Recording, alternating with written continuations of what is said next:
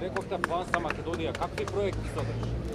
Планот за Македонија, конечните цели, преку 70% има да го покачиме животниот стандард на граѓаните. Најмногу се економските мерки, да решиме невработеноста, младите да останат овде. Кога ќе заврши млад човек, веднаш општеството да се пушти по него, да му даде можност за практична едукација, веднаш да понуди работно место, да му даде можност да напредува во кариерата.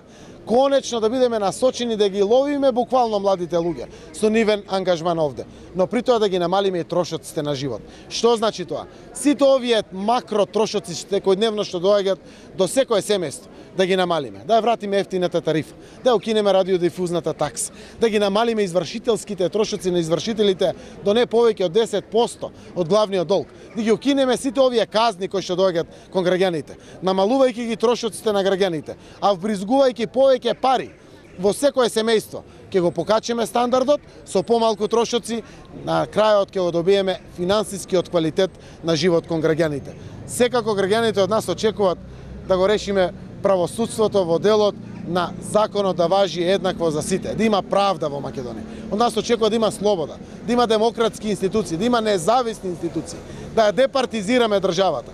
Но сите граѓани очекуваат економски решенија, каде што ќе се видат токму тие самите себе си.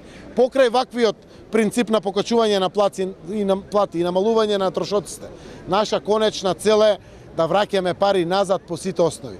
Мерката за повраток на ДДВ 15% за секој граѓанин ќе овозможи просечно 30.000 денари приход плюс во секое семејство од самиот моментум на потрошувачка, на трошење на парите. Секој ќе враќа ДДВ. Конечна цел е народот, граѓаните, поединецот, единката во нашето општество. На тој начин, ако луѓето имат пари, ќе не биде и државата. И државата ќе има интерес ако граѓаните имаат пари. Господине Заев, вчера се распусти собранието, меѓутоа не се донесе одлука за 6-та изборна единица. Зошто СДСМ воопшто не предложи некаква расправа околу ова прашање, кое што велевте дека пред да се распушти собранието ќе треба да се донесе одлука, бидејќи 6-та изборна единица има незаконски број на жители, на гласачи? Ево вака, ние бевме многу активни во овој процес. Решение постоеше на два начина. Првиот начин во нашата активност во парламентот, а јавно истакнуваме, една изборна единица цела Македонија. Тогаш немате над 5% и под 5%. Кога ќе една изборна единица Република Македонија, тогаш е решен и овој проблем. Ниту една од владеачките партии тоа не го прифати. Одбиваа да разговарат на тоа.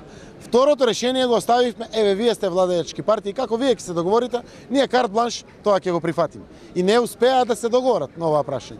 Секако процентот е 5,28 на 6-та изборна единица. Ќе го видиме со делот на конечното објавување на избирачкиот список пред избори, што значи прочистувањето кое што се случи, дали тој процент се уште додржува да биде 0,28% повеќе од просечниот како што е дефиниран во правната регулатива во Македонија. Секако не е прашање на кое што треба да кубиме коси и да правиме паника, но убаво беше да го решиме.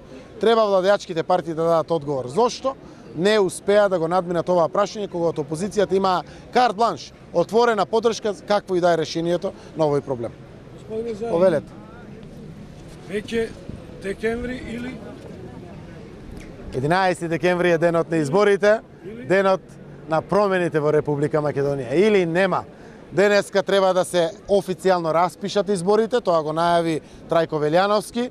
Вчера се распушти парламентот со консензус на сите партии и конечно ќе имаме избори во Македонија. Сите знаеме дека намерата на власта беше да ги пролонгира заедно со локалните. Зошто?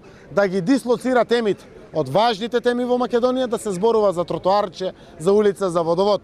Граѓаните барат пари, да има повеќе пари во секое семејство, барат економска иднина, економска перспектива, барат криминалците да носат одговорност, барат законот да важи подеднакво за сите. Не успеа колку и да се обидува кај нас да најдат причина за нивно одложување на изборите. Јас сум многу среќен што конечно вчера се распушти парламентот, денеска ќе бидат распишени изборите и можам само да ја посекам на Република Македонија и на сите граѓани. Македонија нека ни е со среќа. Доаѓа ново, убаво време, каде што сите ќе бидеме сплотени, единствени, здружени, со конечна цел да проектираме и изградиме Македонија, која што ќе биде подеднакво мајка за сите граѓани, достоинствено место за живот за сите нас.